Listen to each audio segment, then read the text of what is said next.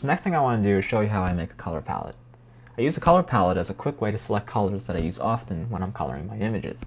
This saves a lot of time from having to change my colors through the color picker every time I want a different color, and it keeps my images very consistent since I'm using the same colors every time.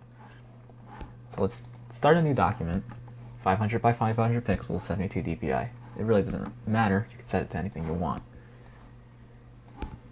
So to get started, one way to do it is just to use the color picker like I showed you before. Open up the color picker, you can select the color, hit OK, use the pencil tool, and slap it down. So now I got my blue. If I want to make a lighter color of that, just change it over here, make it a little lighter. Now I've got a lighter color. Now when you have this color picker open, your cursor turns into the eyedropper by default, as you can see. So if I select this, I go back to the dark blue. I select this, it goes back to the light blue. So I can use this as a starting point to select a darker color. Like that. Now what I have here are three colors. This could be a highlight color, this would be my base, and this would be my shadow. The base color is what I start off with.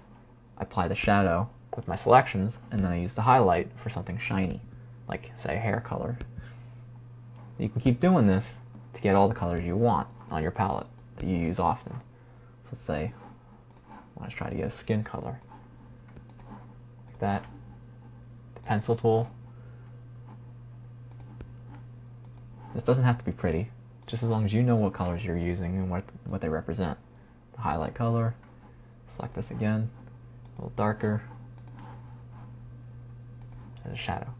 So you can keep doing this for all the colors you want. Another way you can get your colors is by selecting them from something you really like. So here's a page I have from one of my comics. If I zoom in, just using the navigator again to zoom in and out. Once I'm zoomed in, I can use the eyedropper tool and select the colors that I want. Say I want this skin color. Select that, go to the pencil tool, go to my palette, put it down. And you can have both of them open like this and you don't have to switch back and forth. While you're in this window, you just use the eyedropper and select over here. Say we want this shadow.